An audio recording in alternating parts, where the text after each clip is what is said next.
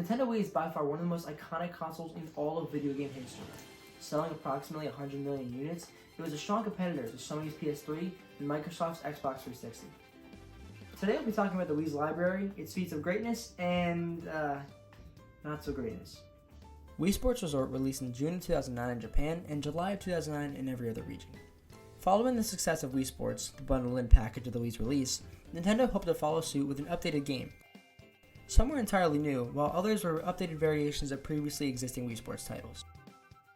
Upon starting up the game, you're introduced to a beautiful opening title sequence, really enticing the viewer to check out every aspect of the island. If you let it sit for a minute, it will zoom in on your Mii's place throughout the island, introducing your personal high scores and events throughout the map. For me personally, this game became an instant classic. The music, the game selection, the design of the island itself, it all hits home for me. I spent countless hours playing with my family members, and this game really holds a special place in my heart. Receiving an 80 on Metacritic, it is obvious that this game was relatively well received by many others as well. Hamster Ball got a 61. If this doesn't give you any idea how good Wii Sports Resort is, then I don't know what to tell you. Looking beyond personal bias, Wii Sports Resort did succeed in many ways, but simultaneously failed in others. Some of the newly added sports included games such as frisbee, swordplay, archery, basketball, and many more. The entire game featured the usage of new and improved Wii remotes dubbed Wii Motion Plus. While the accuracy was much better on these remotes, many people didn't own these new ones and couldn't afford to buy new remotes or the new accessory. The Wii Motion Plus remotes were required to play this game, and while I never personally had this problem, I can see why this was a letdown for many. The need to buy the new thing just to play the updated version of a previously well-loved game can definitely be an issue for many. If I was a grandparent or parent buying this game for my kid, I would not know the difference. I definitely wouldn't even read the packaging. I would just buy the game thinking, oh, my kid or grandkid loves this. So this was definitely an issue for many people. Looking past the newfangled controller issues, the ability to come back and replay each sport sort of dies out after attempting to beat your own score multiple times. After a couple rounds of 100-pin bowling, I'm ready to hang up the towel and play some Redneck Jamboree. Seriously, who was approving these games? Unfortunately for Nintendo, the Wii is plagued with some of the worst lineup of games made for the console.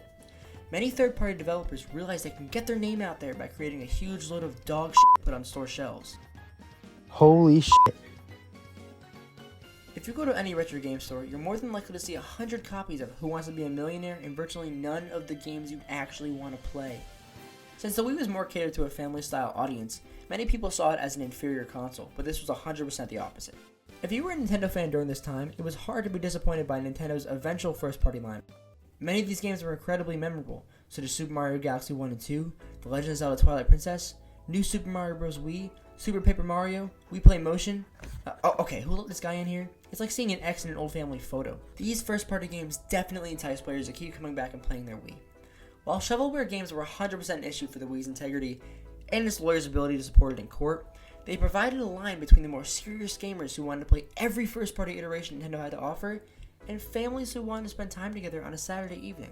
While the Wii wasn't necessarily as hardcore as the PS3 or Xbox 360, I feel that this lineup of games really allowed for some amazingly simple quality times with friends and family that you couldn't get out of any other system at the time. Even some games featured primarily on the PS3 and Xbox 360 came to the Wii, such as some popular Call of Duty titles. While these games were definitely inferior to their competitors in controls and performance, they still offered a highly valuable experience for those who wanted to play these games, but couldn't afford to go out and spend more money on a whole other console just to try them. Being this highly versatile was a great feature of the Wii, providing a different game experience for everybody who owned the console.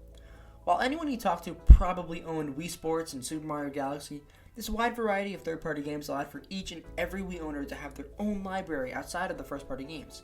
Again, 95% of these games were not great.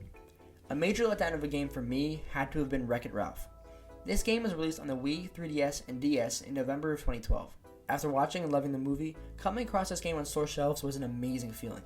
Being young and incredibly naive, I begged my mom to buy me this game, and upon purchasing it and throwing it into my Wii's disk drive, I was presented with this. What the hell is this? This is where young me realized that not every game you see with a familiar face was the best idea to buy. I honestly can't think of any racing game in particular for the Wii with a familiar face on the front. Oh yeah, M&M Kart Racing! This game is the lowest form of shit a company has probably ever produced. I bought this used at a game store near me for the grand total of $5, and it rightfully deserves this price. The game is stiff and boring, the track names seem like they were picked from a hat, and the controls are absolute dog shit.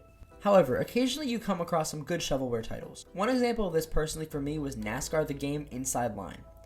While this game was not the best graphically, it definitely excelled in terms of vehicle customization and overall decent replayability value. Going head to head with friends or just racing against computers was a fun experience for me as a kid. I didn't have a whole lot of Wii games, so playing this game was really enjoyable for me when I was younger. Looking back now, it's easy to see the many flaws of these types of games. Many of their development phases were rushed or were only made for companies to make a quick buck without having to spend as much money actually making a good game. When I was younger, games like Wii Sports Resort and New Super Mario Bros. Wii were amazing times to have with friends and family. You'd pop in the game for an hour or two, and overall play some great game modes and have a great time.